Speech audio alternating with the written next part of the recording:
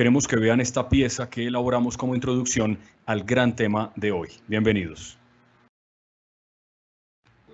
Generación Consciente, un movimiento que busca conectar e inspirar a los líderes de nuestra región, con un enfoque empresarial en el que creamos valor y bienestar para una sociedad más cooperativa, humana y positiva. Propósito superior. Los líderes y sus empresas se concentran en influir positivamente en su comunidad, apoyando las necesidades y los problemas de las personas y del planeta. Los negocios tienen un mejor impacto en el mundo cuando están basados en un propósito que va más allá de generar ingresos y reconocimiento. Un propósito elevado crea un grado de participación de todas las partes interesadas. Cuando no se tiene esto en común, cada uno de los grupos de valor empieza a velar por sus propios intereses y no pensar en el bien de todos. Un líder consciente es aquel que reconoce que su empresa puede ser vital en la transformación positiva de la sociedad, aportando al bienestar de todos. Conozcamos cómo podemos encaminar a los líderes y a sus empresas para tener un propósito superior que sea incluyente, que inspire y motive a sus stakeholders. Cuando el bien común es el eje de nuestros negocios, el futuro del planeta es prometedor.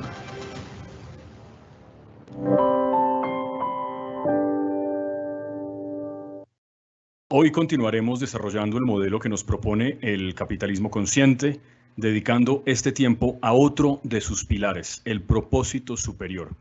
Cómo se formula, qué tiene que ver con la misión o con los valores de cada una de las compañías que hoy nos acompañan, qué retos implica tener un propósito que guíe las acciones de las personas y de las compañías. Hay muchas preguntas que esperamos responder con nuestra primera invitada de lujo, que es Concepción Galdón. Concepción es economista de la Universidad Autónoma de Madrid, tiene un máster en Administración Pública y Desarrollo Internacional de la Harvard Kennedy School y un doctorado en Economía Internacional y Desarrollo de la Complutense de Madrid.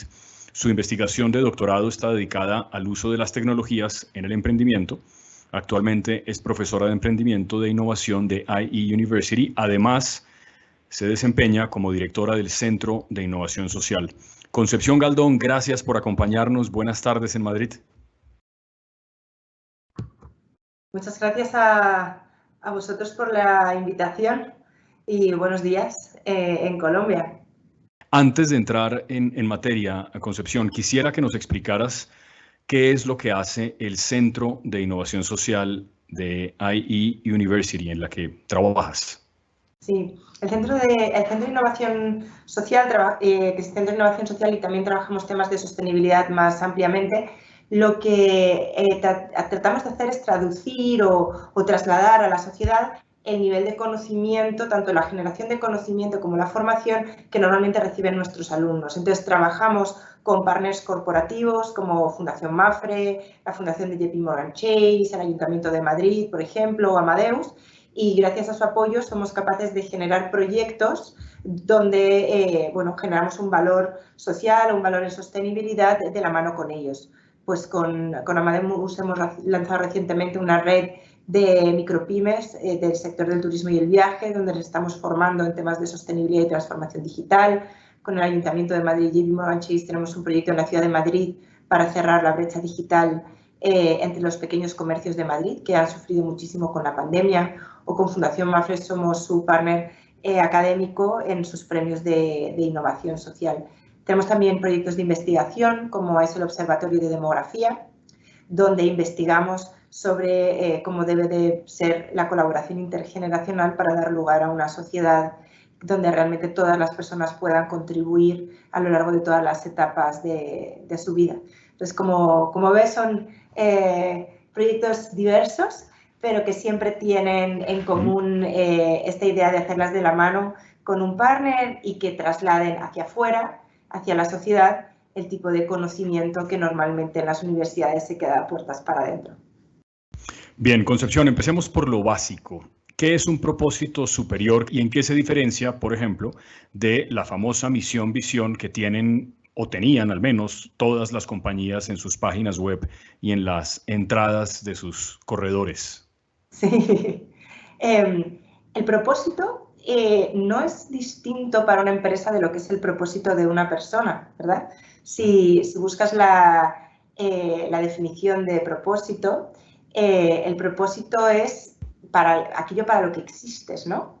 Entonces, el propósito de una empresa es quién es esa empresa, por qué la existencia de esta empresa importa para la sociedad, para qué existe esta empresa, quién soy yo frente al mundo. Si vemos las investigaciones, nos damos cuenta de que la inmensa mayoría de las marcas del mundo, si desaparecieran, nadie las echaría de menos, a nadie le importaría. Si tu empresa desapareciera, ¿por qué habría el mundo de echarte de menos? Yo creo que esa es una manera de pensar qué es un propósito, ¿no? Bueno, tengo cuentas bancarias, bueno, pues me voy y me abro una cuenta bancaria en otro banco, ¿no? O vendo zapatillas, bueno, me voy y me compro unas zapatillas en otro lado. ¿Por qué habría yo de echarte de menos? Esta es la idea del propósito. Ahora, se distingue de la misión y de la visión de la siguiente manera. La misión normalmente incluye el producto o el servicio en sí que vende la propia empresa, ¿verdad? El propósito no, el propósito es algo que va más allá de tu producto o de tu servicio. Normalmente no necesariamente incluyes aquello que vendes dentro de la definición de tu propósito. Entonces, la misión tiene más que ver con cómo haces lo que haces, ¿no? Cuáles serían tus palancas para alcanzar ese propósito, mientras que la visión describe cómo es un mundo en el que ya lo has conseguido, ¿no? Cómo sería este mundo mágico en el que está cumplido ese propósito. De manera que son tres statements, digamos, que tienen que hablarse uno a otro, que se articulan entre sí, pero donde el propósito tiene esta virtud de ser más elevado y más inspirador que lo sería la misión, pero frente a la visión es más aterrizado y tiene que hilvanar con la identidad de la propia empresa, con lo que la empresa es capaz de hacer. Sí, Conchita, sí, alguna vez oí la historia de que el dueño de Amazon, Jeff Bezos, cuando le presentaban un proyecto, él hacía sobre todo una pregunta. ¿Y esto qué problema resuelve? ¿Esa es una buena pregunta para encontrar un propósito? Sí, nosotros como empresa, ¿qué problema resolvemos? Pero un problema de la sociedad. O a veces no hace falta ponerlo en negativo, ¿no? A veces los problemas... No, pero ¿qué valor aportamos a la sociedad? De nuevo, es ¿por qué el mundo habría de echarnos de menos? Si mañana quebráramos, más allá de nuestros empleados que quedarían sin trabajo y tal, pero si mañana quebráramos, ¿por qué el mundo habría de echar de menos la organización que somos? En una entrevista en El Español, un diario en España, decías que lo mejor era juntar a las personas alrededor de proyectos que las ilusionen. Esto es, que ilusionen a las personas que trabajan en esos proyectos. ¿Cuál crees que es el mejor método para llegar a esa meta común, a un proyecto que ilusione, sobre todo si el líder ya cree saber cuál es ese propósito? Sí, es un proceso interesante y todos los que nos están escuchando que tienen grandes responsabilidades de liderazgo y de gestión de equipos, ilusionar a las personas es algo importante, ¿verdad? Todos valemos 1000 veces más, incluso profesionalmente, si realmente estamos ilusionados perdonad, con lo que hacemos, que si no es así. La construcción del propósito normalmente es un camino de distintas direcciones, digamos, ¿no? Y es importante que el propósito no sea una invención. Es decir, el propósito no es una frase que escribes en tu página web. El propósito puede acabar escrito en tu página web, pero no debe de ser fundamentalmente una frase escrita para la página web. Como desafortunadamente también lo pueden ser misión y visión en el caso de muchas empresas, ¿no? Esto no genera ilusión en los empleados. En las empresas donde realmente se articula un propósito de manera útil, normalmente hay un camino bidireccional en el que por una parte hay un sentimiento por parte de los empleados, ¿no? Como un bottom-up, de quién somos y un reconocimiento de un valor que sí creemos que estamos siendo capaces de aportar, no ya a nuestros clientes a través de nuestro producto, sino al mundo en realidad. Y una articulación desde arriba de ese sentimiento abstracto, digamos, en torno a una frase y un propósito más concreto, pero donde los empleados sí se pueden reconocer. Y esta parte del top-down es importantísimo. Ninguna empresa del mundo que yo conozca realmente ha podido articular un propósito eficaz, solo bottom-up. Al final, la decisión del liderazgo es absolutamente determinante. Que realmente el liderazgo de la empresa se crea y piense que este propósito es real, que ellos sí cumplen, sí pueden cumplir con este propósito para el mundo y que sí es algo que ellos sí están haciendo realmente y que cuando eso se comunica a los empleados, todos los empleados, sin ningún tipo de explicación por parte de la empresa, inmediatamente se reconocen en ellos porque es verdad, porque es real. Te pongo un ejemplo. El propósito de IE es fomentar un cambio positivo, en este caso a través de la investigación, la formación y la innovación. En IE, desde antes que redactáramos esa frase, somos una universidad que siempre hemos estado muy obsesionados con el tema del cambio, de innovar, de generar algo, por eso también la obsesión con el emprendimiento, con la tecnología, etcétera, ¿no? De ir siempre evolucionando hacia un sitio mejor, ¿no? Este cambio positivo. Cuando nosotros establecimos ese propósito, nunca hemos tenido que explicárselo a nadie. La gente que trabaja en IE, la gente del entorno de IE, lo lee y dice, ah, pues claro, evidentemente esto es lo que hacemos, porque somos una universidad, transformamos a las personas, porque nuestros valores y nuestra identidad, que es diferente de la de otras universidades, está en torno a esto, ¿no? Entonces, siempre quieres un propósito en el que tus empleados se reconocen y de repente da sentido, ¿no? Da un sentido más elevado al día a día de su trabajo. Concepción, entonces la creencia de que un buen propósito tiene que surgir desde los empleados y ser aprobado por todos, uno puede utilizar una figura de la democracia como una especie de plebiscito, no es lo más apropiado, ¿o sí? Esto nunca es así. No sé si ya ni siquiera voy a entrar en si es apropiado o no.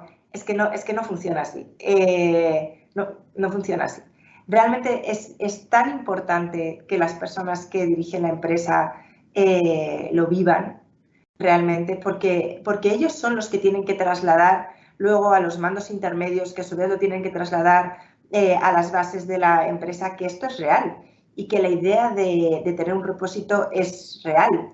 Muchas veces los mandos intermedios son el permafrost de las organizaciones, ¿no? Lo que limita cualquier proceso de transformación. A veces se vuelven más defensores de los métodos antiguos de hacer las cosas que incluso los fundadores que iniciaron aquellos métodos antiguos de hacer las cosas. Entonces, cuando no hay un mandato fuerte, un compromiso fuerte, claro, presupuestario casi te diría, por parte del liderazgo de la organización, que establece objetivos claros que se articulan en torno al propósito, al final queda como una frase en la web, porque al final estos mandos medios lo ven y para abajo lo que dicen es, bueno, ahora el jefe se ha despertado y ha dicho esta tontería, pero cuidado, no nos despistemos, que en realidad lo que tenemos que hacer es lo de siempre, ¿eh? Ya, todos estos son emails que nos llegan de recursos humanos, pero da igual. Pero eso parece ser, no sé, tengo la sensación a la distancia de que es un asunto posiblemente generacional, digamos, mandos medios que están más cercanos en el tiempo a lo que es el millennial, están un poco más dispuestos al cambio, ¿o me equivoco? Pues es curioso, yo no sé, fíjate, yo no soy experta en comportamiento organizacional, eso sería para estudiarlo. Conozco muchos líderes de organizaciones senior, personas con 50 años de experiencia, sí, que probablemente porque han estado 50 años, ¿no?, llevando adelante empresas, están muy abiertos al cambio, a la transformación, conocen que hay que tener, ¿no?, este propósito. Cuando se lo dices, te dicen, bueno, pues que siempre hemos trabajado así. Quiero decir, yo siempre he querido tener algo que ofrecer a la sociedad y siempre he trabajado en esta empresa porque siempre he pensado que estábamos ofreciendo algo a la sociedad. Y de repente otras personas que son 20 años más jóvenes se ponen el gorro del señor de los años 90, ¿no? Y como que no les desatascas de ahí. Los líderes de las empresas realmente tienen una función importantísima que cumplir en este sentido. Conchita, el Grupo Bancolombia, como sabes, ha hecho importantes esfuerzos para la sostenibilidad que lo han llevado a recibir logros en este campo. Esa palabra, la sostenibilidad, que también es una práctica, ¿tiene que estar necesariamente incluida en el propósito superior de una compañía? La sostenibilidad y el propósito son dos cuestiones que de nuevo se hilvanan entre sí, ¿no? Se tejen entre sí y tienen que ver, pero no son la misma cosa. La sostenibilidad o el desarrollo sostenible, la Agenda 2030, es un concepto muy amplio que incluye los 17 Objetivos de Desarrollo Sostenible y que tiene que ver con crear un desarrollo económico, un desarrollo social que permita a las generaciones presentes cumplir con todas sus necesidades sin limitar la capacidad de las generaciones futuras de cumplir con las suyas. Esto incluye, como digo, temas que tocan elementos sociales, elementos medioambientales, elementos de desarrollo económico, toda una plétora de cuestiones. En nuestras empresas, en nuestras actividades, es más difícil encontrar algo que no tiene que ver con sostenibilidad que algo que sí, ¿vale? Es imposible, no existe ningún área funcional en la empresa de ninguno de los que nos están escuchando ahora mismo que no tenga que ver con la sostenibilidad, con el desarrollo sostenible. Si estamos hablando del área financiera, de logística, de operaciones, estrategia, innovación, recursos humanos, administración, no hay ni un solo empleado en ninguna de las empresas, de nadie que nos esté escuchando ahora, que no tenga una responsabilidad en materia de sostenibilidad.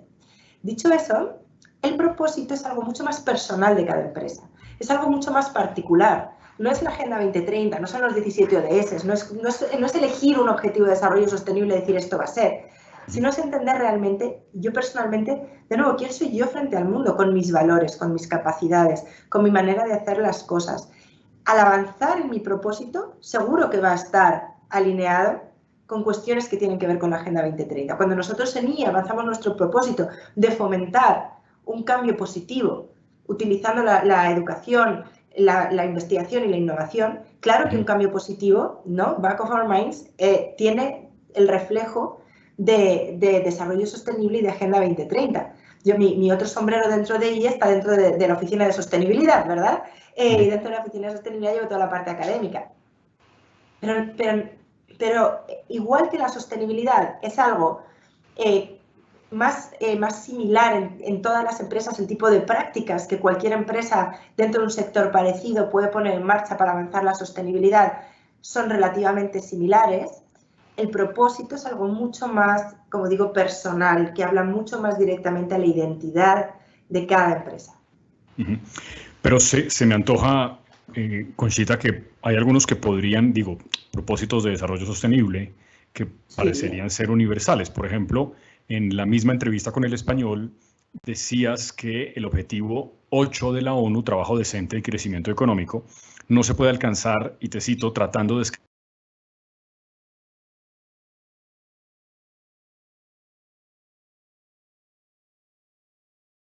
empleos, es no crecer tan rápido o directamente pasar directamente a disminuir el margen de ganancias.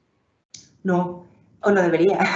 Siempre digo que un futuro verde necesita de empresas rentables, ¿verdad? Y un futuro sostenible necesita de empresas rentables. Las empresas necesitan ser rentables por su naturaleza. Ese es el tipo de animal que una empresa es.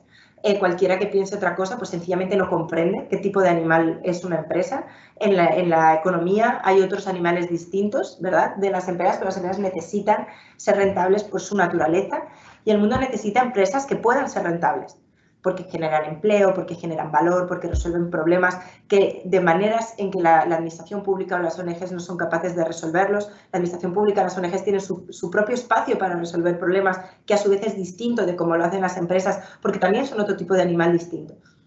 A lo que me refería es a que tenemos que entender que las maneras de ganar dinero que nos han traído hasta aquí no son las mismas maneras de ganar dinero que nos van a llevar al siguiente sitio. Y necesitamos encontrar maneras de ganar dinero que son coherentes con el desarrollo sostenible. Y cada empresa necesita, esto en general, y en lo particular cada empresa necesita encontrar maneras de ganar dinero que son coherentes con su propósito. El propósito tiene que ser algo que ayude en la toma de decisiones. Es decir, si hay algo que estamos haciendo y que no está alineado con nuestro propósito, esto es algo que no se debería hacer. Si hay un proyecto que estamos intentando pensar si deberíamos hacerlo o no y si está alineado con nuestro propósito, pues esto es un proyecto que sí que deberíamos hacer, ¿verdad? De manera que lo que es fundamental ahí es imaginar nuevos modelos de negocio. Es decir, en absoluto debe de ser, en absoluto como empresas no nos podemos conformar con no ser rentables. Bajo ningún concepto no le estaríamos haciendo ningún bien a la sociedad, no siendo rentables. Pero sí tenemos que ser capaces de innovar y usar la tecnología y la innovación, que es el espacio natural para las empresas, para contribuir a la sociedad.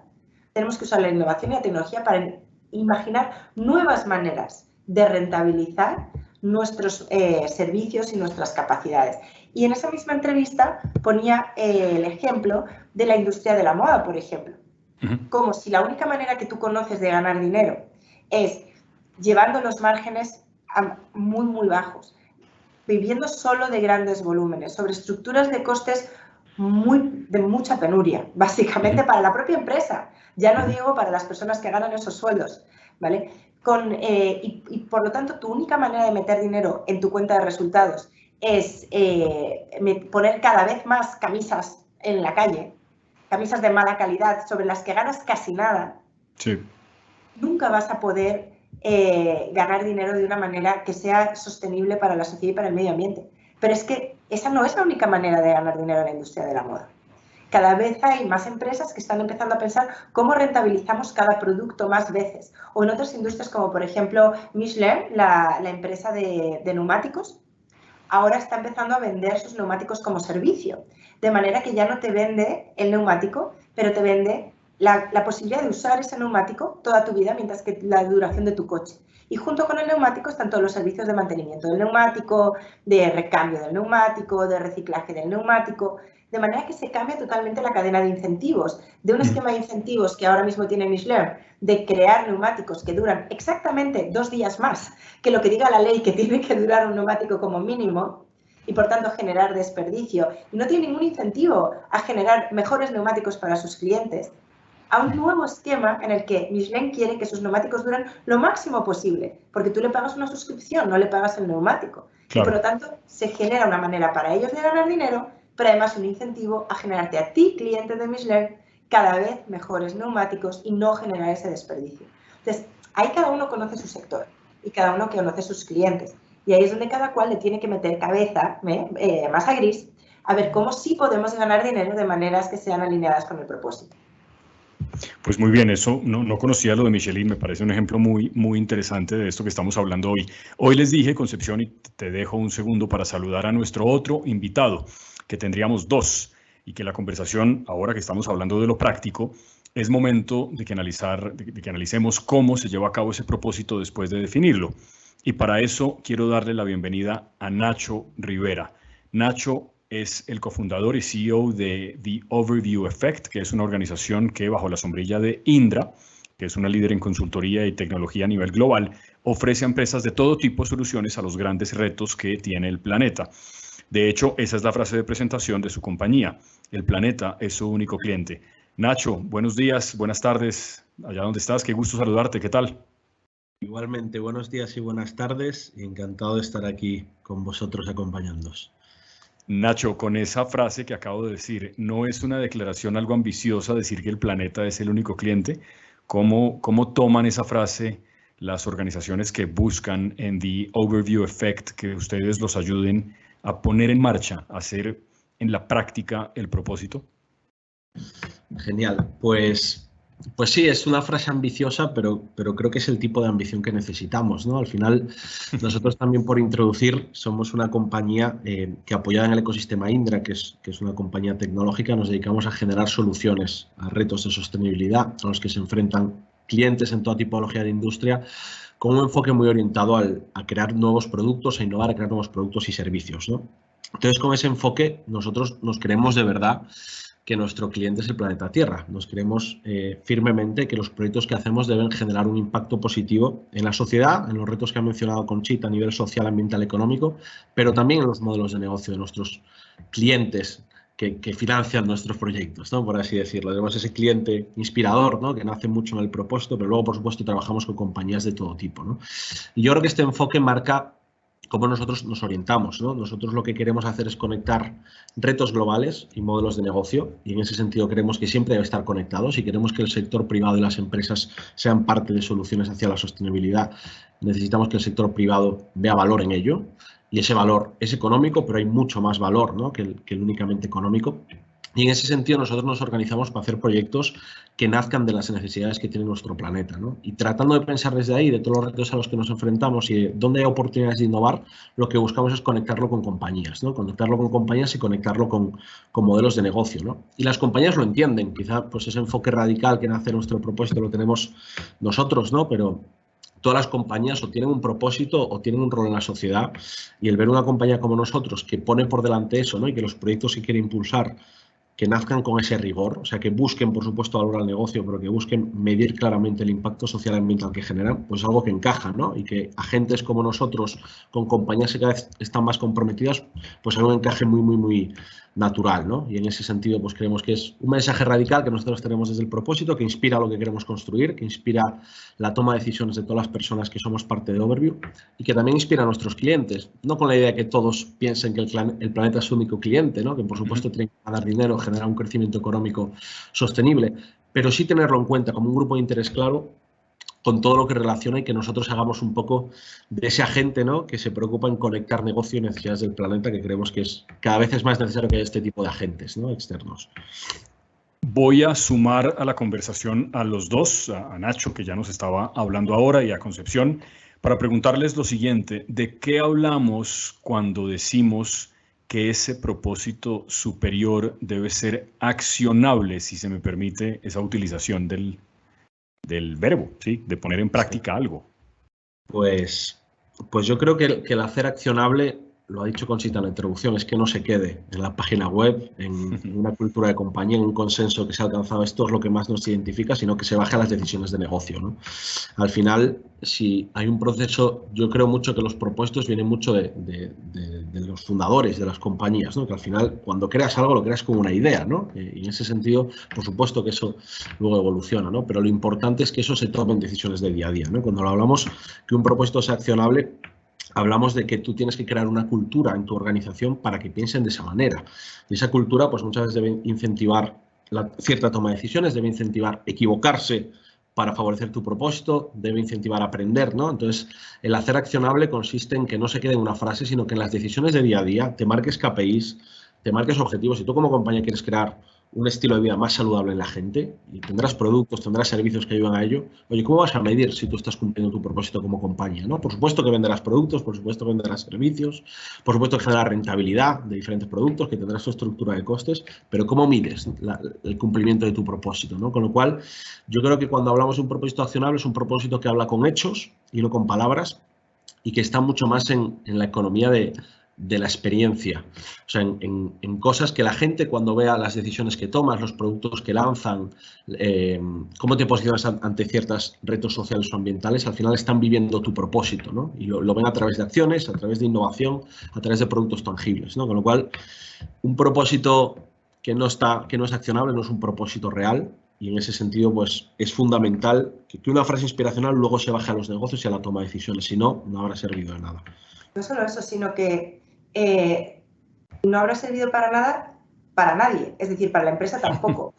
Inventarte una frase, o sea, poner a alguien de marketing a inventarse una frase bonita y esconderla en la esquina de la web, pues esa persona de marketing probablemente hubiera usado su tiempo mejor en cualquier otra de las tareas que haga día a día, porque no va a generar ningún tipo de rentabilidad para la empresa, ni va a generar ningún tipo de mejora en ninguna variable. Entonces, realmente el propósito tiene que ser accionable a lo largo de los conceptos que mencionaba Nacho, porque si no, es una pérdida de tiempo para la propia empresa. Cualquier minuto de la vida que se haya dedicado a hablar de ese propósito habrá sido una pérdida de tiempo de cualquier persona que haya estado involucrada en esas conversaciones. Entonces, es peor porque puede generar hasta desconfianza. Si tú tienes una frase que la gente no percibe, pues claro. Puede generar un daño. Puede generar un daño reputacional con tus clientes, con tus stakeholders y seguro, muy, muy deprisa, con tus empleados, que han aprendido que no estás detrás de las cosas que dices que haces y que no tienes palabra. Y una plantilla que ha aprendido que cuando dices algo no lo haces, es una plantilla, es un grupo de empleados que la próxima vez que quieras hacer algo, no se creerán que lo vas a hacer en la realidad. Sí, bueno, creo que el complemento de Conchita fue perfecto. Cuando quieran intervenir alguno de los dos, adelante y vamos teniendo esta conversación. Nacho, hay unas empresas que, por ponerlo de una cierta manera, la tienen más fácil a la hora de hablar de su gestión sostenible y de generar cambios en ese sentido. Pero ¿qué pasa con otros sectores de la economía? Pienso en, por ejemplo, sectores de la energía, que son cuestionados todo el tiempo por el impacto ambiental que genera su negocio. porque digamos es inherente a lo que hacen. ¿Qué alternativas de propósito tienen ese tipo de empresas? Pues yo creo lo primero que todos los sectores, se dedique a lo que se dedique tu compañía, tienen potencial de tener un propósito y tienen retos de sostenibilidad que integrar en su modelo de negocio. Creo que todos, o sea, creo que prácticamente todos, cualquier tipo de modelo de negocio, no es que haya algunos que estén exentos de esto, ¿no? Lo que estamos hablando de aquí yo creo que impacta a todos. Por supuesto, que si lo pensamos incluso desde el punto de vista ambiental, pues hay sectores que son más intensivos en carbono que otros, ¿no? El sector de la energía, el sector de la construcción, el sector agroalimentario, o sea, creo que hay sectores que son más intensivos, lo cual, pues eso no quiere decir, pues por supuesto que quizá tenga más presión, por supuesto que quizá necesite más transformación, pero eso no quita que otros sectores no puedan hacer cosas, ¿no? Entonces, en ese sentido, yo creo que la primera reflexión es entender que esto es cosa de todos, ¿no? Y que todos tienen potencial, desde el financiero, desde a dónde se destina el capital y qué tipo de compañías se financian, desde el agroalimentario hacia un sistema de economía más circular, desde la energía hacia un sistema de energía más renovable con menos impacto en la biodiversidad y en el capital natural, desde construir edificios o ciudades más sostenibles y que eso sea un generador de valor que para los propios modelos de negocio sea un añadido que dan a sus clientes. Con lo cual yo creo, y a mí, salvando las diferencias por supuesto, pero muchas veces la transformación sostenible que vivimos me recuerda a la transformación digital que estamos viviendo también, ¿no? Como que también parecía que hace años no, hay sectores que necesitan una mayor transformación digital que otros, ¿no? Pero al final se ha visto que hay oportunidades de transformación digital para todos los sectores y que la transformación digital ha reinventado muchos modelos de negocio, ¿no? Entonces, nosotros creemos que estamos al principio de la siguiente revolución en la economía después de la transformación digital, que es mucho más fuerte porque impacta en muchos más aspectos culturales, sociales, geopolíticos, si se permite esa expresión. Y en ese sentido, creemos que esos sectores van mucho de reinventar modelos de negocio, igual que se han tenido que reinventar por otros motivos, ¿no? Y está claro que hay muchos sectores que para seguir haciendo su actividad van a tener que reinventarse. Eso no quiere decir que tengan que despedir gente, que tengan que dejar de crecer. Va que tienen que pensar, especialmente desde las áreas de innovación, que yo creo que estos sectores y áreas de compañías que son intensivas, que parece que tienen más presión, aquellas áreas que se dedican a pensar a futuro, a construir el futuro de la compañía, que están un poco alejadas del día a día para pensar, deben pensar en esto, deben pensar en cómo reinventar su modelo de negocio. Pues en el caso energético ya se está viendo cómo está virando hacia plataforma, hacia renovable. Probablemente eso haga que haya muchas compañías que tengan que transformarse, pero yo lo veo de una manera optimista, como también se ha visto en lo digital, y creo que así es como hay que afrontarlo. Muchas veces vemos la sostenibilidad como el enemigo que viene y voy a defenderme a ver yo cómo puedo salvar lo que estoy haciendo para continuar teniendo mi mismo negocio. Al revés, aprovéchalo como una oportunidad, piensa cómo reinventar tu modelo de negocio, porque ahí tú vas a encontrar la forma de generar valor y seguir creciendo, ¿no? Con lo cual yo creo que este es el gran enfoque que deben tener esos sectores más presionados, ¿no? Sí, estaba recordando. Hay una cierta, perdón, hay una cierta ventana de oportunidad que tienen estas empresas para que su esfuerzo sea una ventaja competitiva. Porque todas las empresas van a tener que transformarse, sobre todo en algunos sectores. La pregunta no es si lo van a hacer o no, sino cuándo. Si lo haces pronto, por lo menos recibirás los beneficios de que te reconozcan ese mérito, ¿no? Y de que haya clientes que van de la competencia a ti porque hiciste este movimiento. Si lo haces tarde, te va a costar el mismo dinero y nadie te lo va a reconocer. Entonces, ahí sí que creo que hay realmente una cierta ventana temporal que no es eterna para sumarse a la conversación y que ningún sector debería dejarse alienar, debería dejarse apartar de la conversación. Si estás en minería, si estás en plásticos, si estás en... El otro día yo estaba hablando con un antiguo alumno que se dedica a fertilizantes químicos y me decía, ¿qué vamos a hacer? ¿Qué vamos a hacer si es nuestro propio producto que está en cuestión? ¿Qué se supone que tenemos que hacer si lo único que sabemos hacer son fertilizantes químicos?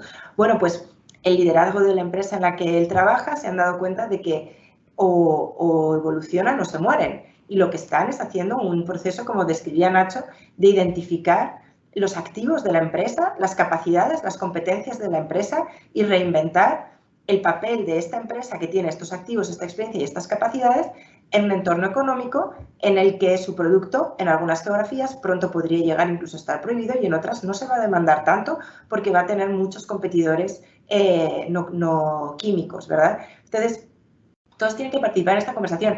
Pero fíjate, Nacho, a diferencia de la transformación digital, algo que me llama mucho la atención que ocurre en las empresas es que cuando vivimos el proceso de transformación digital, todos los líderes empresariales y todos los ejecutivos de las empresas y mandos medios entendían que era un tema técnicamente complejo, la transformación digital, y que tenían que formarse, ¿no? Y se sentían un poco como incapaces de participar y si no se formaban. Ahora la transformación hacia la sostenibilidad, que es muchísimo más complejo que la transformación digital, porque incluye la parte de digitalización más N otras cuestiones, todas interconectadas entre sí. Desafortunadamente, hay demasiadas personas que creen que tirando un poquito de 3 blogs que se han leído y un poquito de ideología y sentido común van a poder transformar sus empresas. Y esto no, yo sí que quiero hacer un llamamiento para decir, hay oportunidades para todos, pero hay que saber dónde uno se mete. Es un tema complejo técnicamente y todas las personas en puestos de liderazgo de las empresas necesitan no necesariamente ser expertos en la materia, pero saber suficiente sobre la materia como para no ser analfabetos, que uno no puede tener a un responsable financiero que es analfabeto en materia de bonos verdes o finanzas sostenibles, porque hay un montón de valor que se está dejando encima de la mesa porque no puede ir a buscar ese dinero. Y uno no puede tener un responsable de marketing que es analfabeto en estas cuestiones o un responsable de innovación que es analfabeto en estas cuestiones. Sí, justamente. No, adelante, adelante. No, justamente estaba recordando esta mañana la noticia desde Glasgow de 30 países y fabricantes de automóviles muy grandes en el mundo que han hecho una alianza para terminar con los coches, como dicen en España, o el carro, como decimos acá, de combustión a partir del 2035. Se me ocurre que esa es una buena manera de repensar una industria que evidentemente tiene muchos retos. Nacho, ¿querías terminar con una idea antes de que pasemos a otra pregunta? No, simplemente mostrar mi total alineamiento con lo que dice Conchita. Yo creo que al final la sostenibilidad crea una disciplina de conocimiento nueva y hay que reconocer con humildad la vulnerabilidad que se tiene al nuevo conocimiento y que eso, por así decirlo, yo una cosa parece muy básica o muy estúpida, pero si en cualquier compañía preguntamos hoy qué es la sostenibilidad, cada uno te va a responder una cosa diferente y no podemos aceptar que no se sepa qué es. Hay un marco de desarrollo sostenible. Entonces es muy importante el lenguaje y que las compañías tengan un idioma común para empezar a construir, porque si uno piensa que es lo que se dona o lo que se planta por aquí o bla, bla, bla, o las iniciativas, o sea, al final aquí hay un marco, ¿no? Entonces yo creo que es importante simplemente por el punto de vista del lenguaje, tener un lenguaje común y que todos hablemos el mismo idioma y que todos los líderes de las compañías quieran entender este idioma que existe, que tiene sus marcos y sus ciencias por detrás, pero sin ese idioma común, las decisiones que se van a tomar no van a llevar a ningún sitio, ¿no? Con lo cual, simplemente darle toda la razón a Conchita en la importancia que tiene el conocimiento en este nuevo campo. Nacho, Nike, que es una de las empresas evidentemente más reconocidas del mundo, está invirtiendo mucho en la conservación del medio ambiente y en ser sostenible. El argumento es un argumento interesante y es que, dicen ellos, si hay más polución y contaminación, la gente no podrá salir a hacer deporte y eso, sobre todo en ciudades grandes, y eso significa que no podrá comprar los productos que esa marca Nike vende.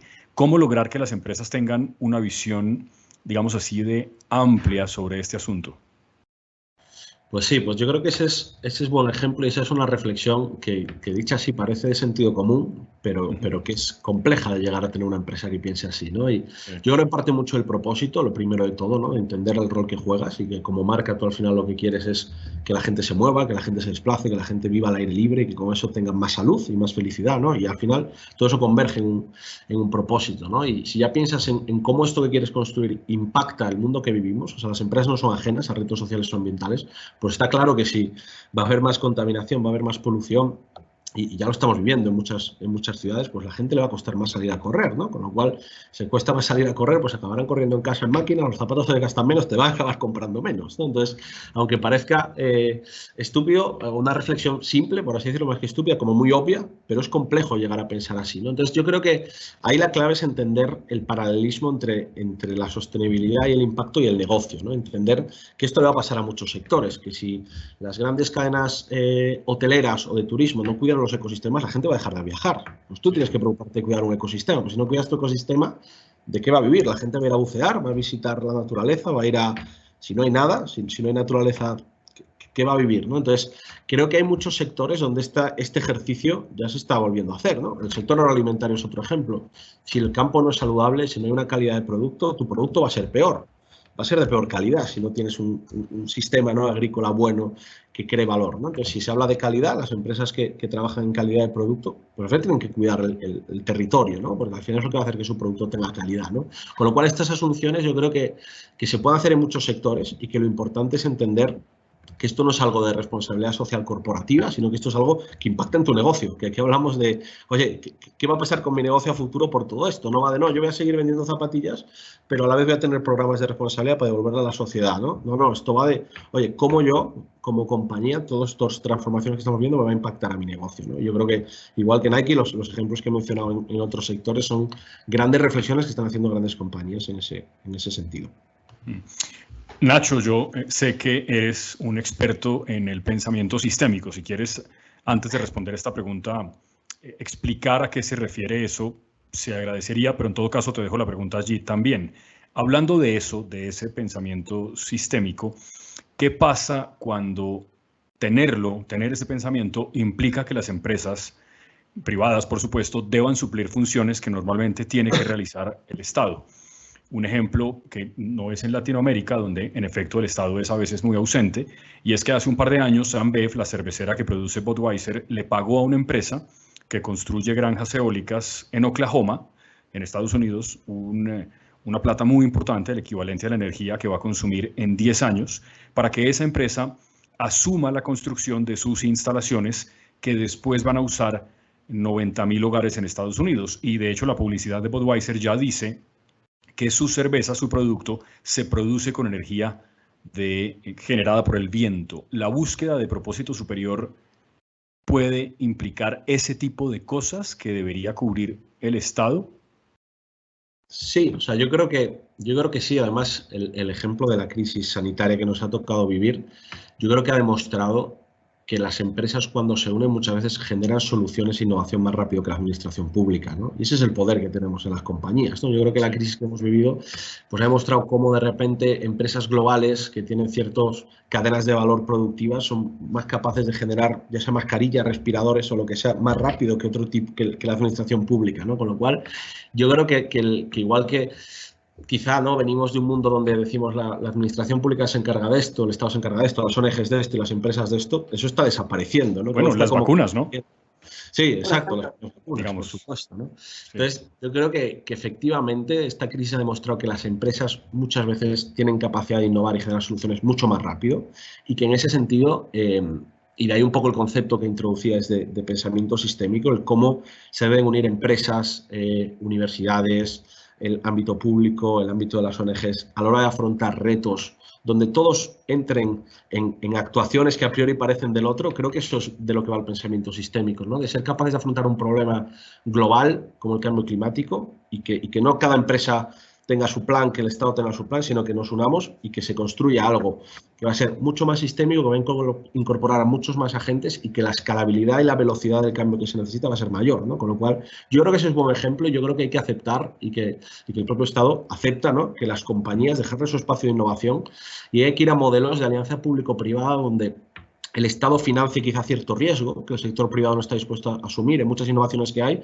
pero dejar también espacio para que el capital privado entre y se beneficie de esa innovación, ¿no? Con lo cual yo creo que este tipo de mecanismos de que se llaman blended finance o a nivel financiero, alianzas público-privadas, es algo que es el gran reto que tenemos para culturalmente poder trabajar en los proyectos que el mundo necesita. Conchita, ¿quisieras añadir algo sobre esta discusión que estamos introduciendo ahora del pensamiento sistémico y de la colaboración? Me gusta eso de alianzas público-privadas, que creo que es un término que se entiende bien en América Latina.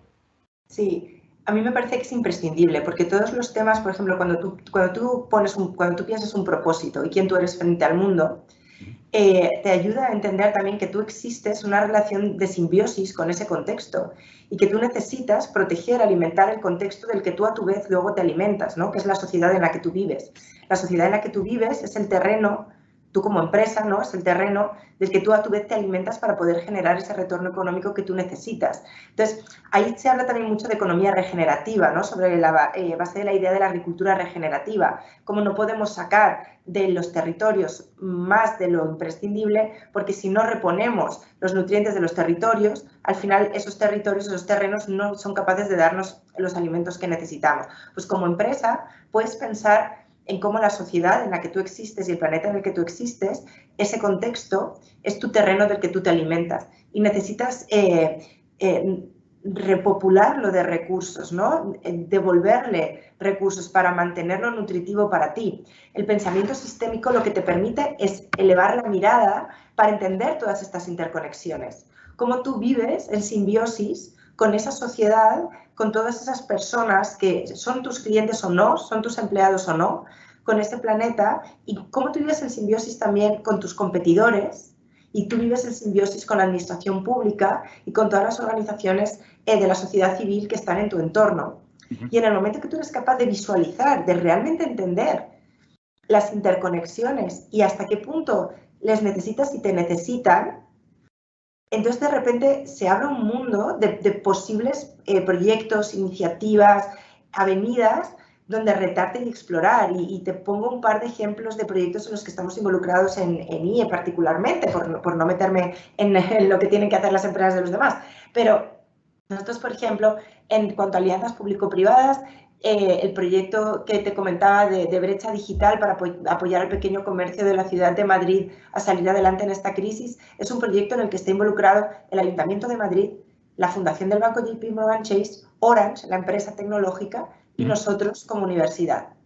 Entonces, ahí tienes tercer sector, ahí tienes administración pública, ahí tienes a una empresa y ahí tienes a una universidad trabajando juntos en los espacios en los que cada uno somos más competentes, claro, aportando, porque somos animales distintos y podemos sumar cosas distintas para generar un bien que es valioso para la sociedad y que es valioso para cada uno de nosotros individualmente. Otro proyecto distinto que de hecho se anuncia hoy en el contexto de una conferencia que ocurre junto con COP26 y que tenemos un par de representantes ahora mismo en Glasgow, es Business Schools for Climate Leadership. Business Schools for Climate Leadership es una iniciativa de las 8 escuelas de negocio más importantes de Europa.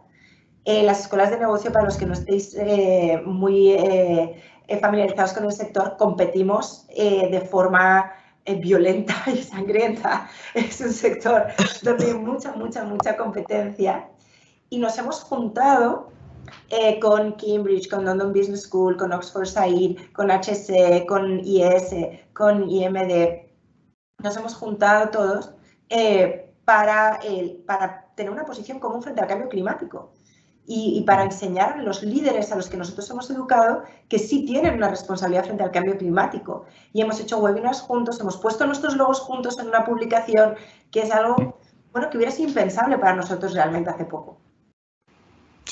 Sí, me parece que esos son ejemplos perfectos de pensamiento sistémico y por eso, Conchita, quisiera que habláramos un poco de Intercorp en Perú, porque tiene una importancia en América Latina una enorme importancia pensar en la supervivencia de la clase media y porque está relacionado también con esa famosa carta al lector del País en el que una mamá decía que su hija quería ser segundo violín en una orquesta.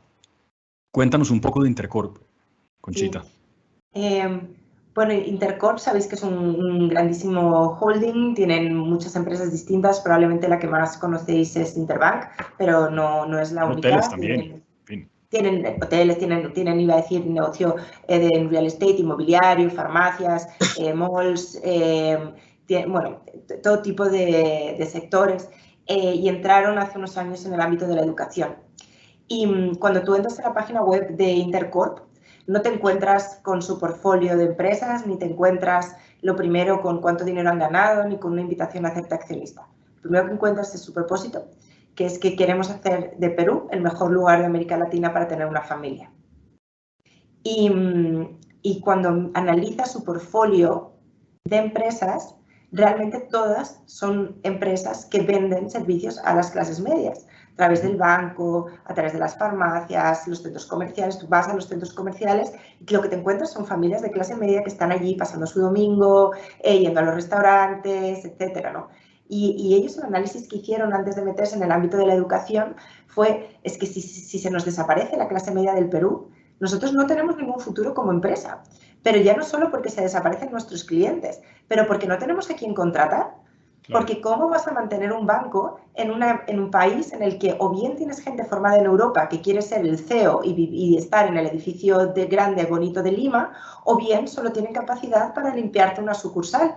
Si yo lo que necesito es alguien que esté orgulloso de ser el director de mi sucursal de Iquitos, ¿no? ¿De dónde saco yo un director para mi sucursal de Iquitos que sea feliz de estar ahí, de hacer ese trabajo y que se enorgullezca, si no hay una clase media en Iquitos que desee, ¿no?, evolucionar en esta dirección.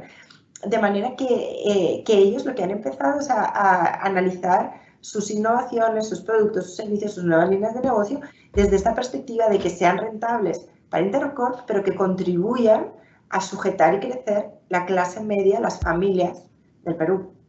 Sí, muy interesante y también lo que decía Nacho hace un momento, hablando de la idea de Nike, parece una cosa muy elemental y muy obvia, pero llegar allá es un proceso que supongo que es extenso. Llegar allá y articularlo en torno a productos y servicios concretos que tengan que ver con la identidad de tu empresa y que te den la rentabilidad que necesitas.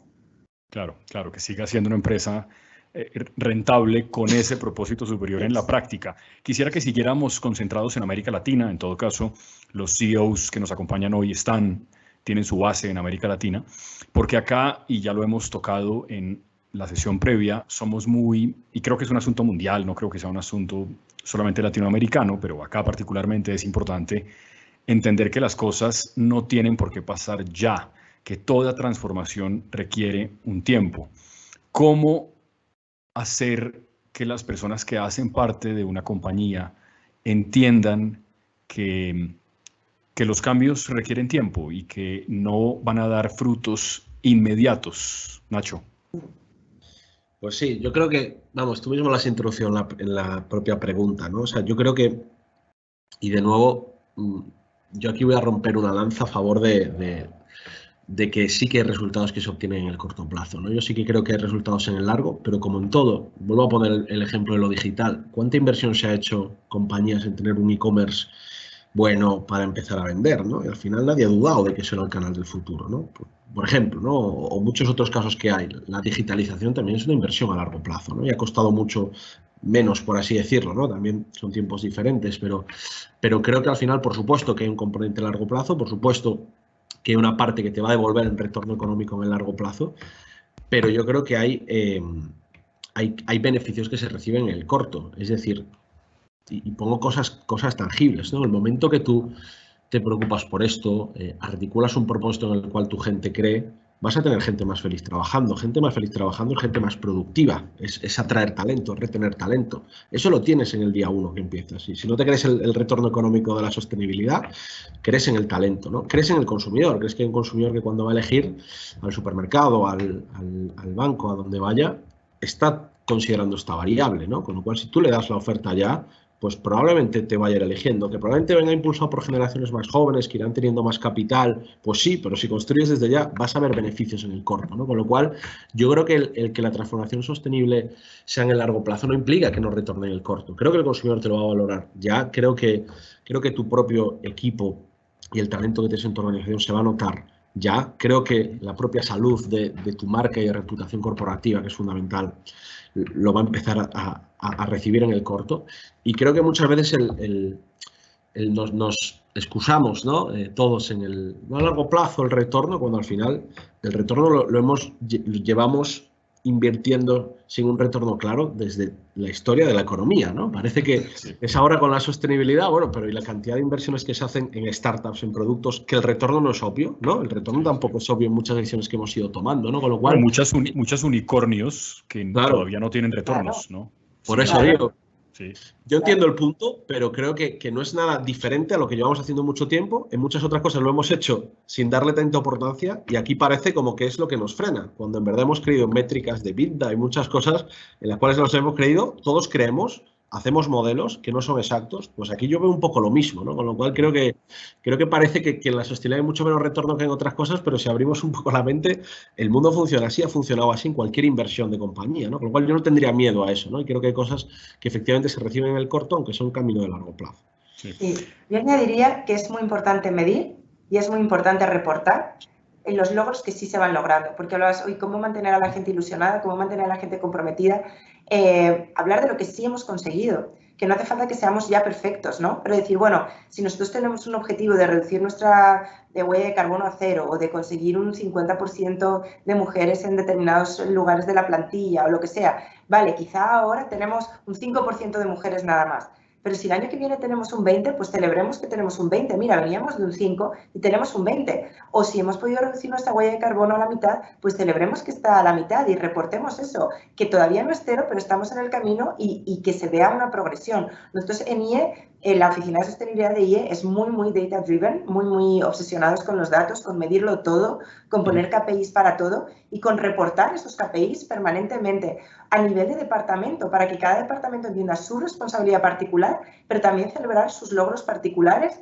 y cómo como organización somos capaces de ir alcanzando metas que al principio, bueno, pues van progresando hacia la meta final, ¿verdad? Pero celebrar esos pequeños progresos de manera que no puede ser 0 o 1. Si esto es 0 o 1, o somos una empresa perfecta o más vale que ni empecemos, pues entonces ya está, rompamos la baraja y vayámonos todos a casa. Pero funcionaría igual con cualquier otra inversión, como decía Nacho.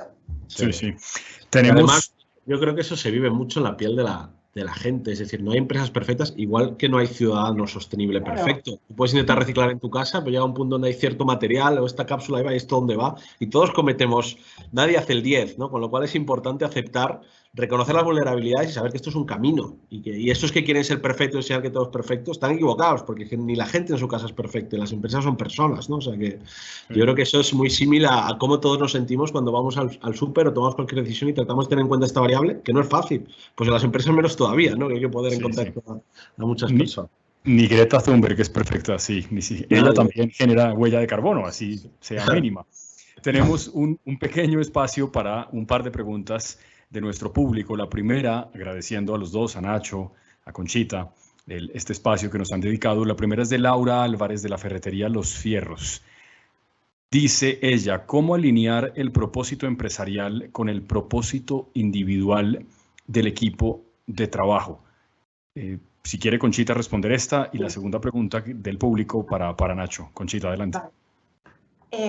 Como decía, el establecer un propósito en cuanto a escribir la frase no es normalmente un proceso de tipo democrático, pero sí debe partir de un sentir preexistente que el liderazgo de la organización identifica, ¿no? Porque conoce a su equipo. Y por lo tanto, un propósito bien hecho, partiendo del liderazgo, debe de partir de un liderazgo que conoce, que comprende y que identifica el sentir de la empresa, ¿no? Y las capacidades de la propia empresa. De manera que si eso es así, el empleado debería reconocerse en ese propósito, como comentaba yo antes. Cuando las empresas son más pequeñas, sí que es más posible hacer una...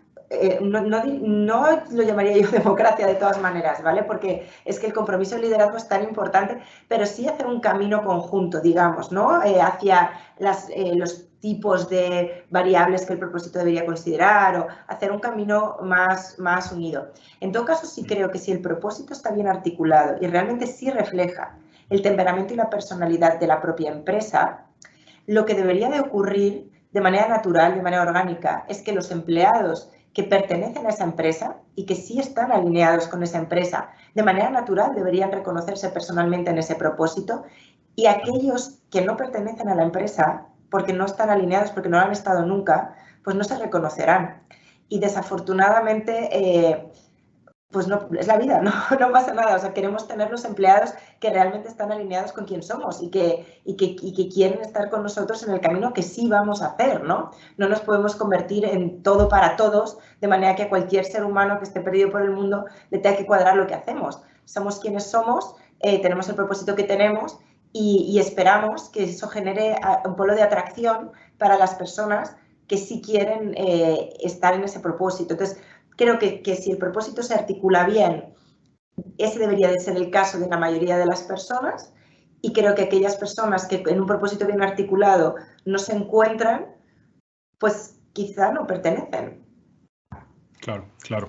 Gracias, Conchita. Y otra, creo que tiene que ver con la afirmación el ejemplo que ponía Conchita hace un rato de las marcas de ropa que están produciendo a muy bajo costo y que generan un margen de ganancia que no es muy alto, pero que pueden vender a grandes cantidades. La pregunta es esta: ¿qué opinan acerca de las afirmaciones de algunos contradictores del capitalismo consciente que dicen que los efectos generalizados en los aumentos de precios de los productos y servicios tienen efectos adversos para el equilibrio social? por eso me parece que la tecnología y la innovación tienen un papel muy importante. Porque la manera fácil, la manera barata de hacer productos más sostenibles es hacerlos más caros. Eso es muy fácil, pero para eso no necesito... O sea, si tu director de innovación lo único que es capaz de decirte es que para hacer productos más sostenibles lo que tienes es que vender al doble, porque solo se le ocurre que va a llevar tu estructura de costes al doble, pues probablemente no vale el sueldo que le pagas. Sinceramente te lo digo. Una persona, o sea, un equipo competente, lo que tiene es que ser capaz de articular estas nuevas maneras de ganar dinero, nuevos sistemas de producción, nuevas maneras de estructurar los costes. Y el sector de la moda, de nuevo, es un buen ejemplo. Cuando Levi's ha sacado ahora en España, no sé si está a nivel mundial, una campaña muy importante que parece como que invita a la gente a comprar menos vaqueros, ¿no? Pero en realidad lo que hacen es poner en valor una nueva cadena de producción que tiene Levi's. Y ellos han cambiado la tecnología que usan para hacer los acabados de sus vaqueros y han cambiado la fibra que utilizan. Entonces han cambiado su proveedor, ¿vale? Entonces ellos están siendo capaces de producir vaqueros dentro de la banda de precio a que los clientes de Levi's están acostumbrados, pero que están hechos de manera mucho más sostenibles que los vaqueros que ellos eran capaces de producir anteriormente. De manera que, de nuevo, es un reto de innovación y es un reto de posicionamiento estratégico y es un reto de nuevos modelos de negocio. Si tu director de innovación solo sabe decirte que tienes que llevar el producto a doble de precio, pues despídelo y búscate a alguien que sí sepa hacer innovación. Conchita, gracias por estar con nosotros esta mañana. Ha sido un gusto tener esta conversación contigo y con Nacho.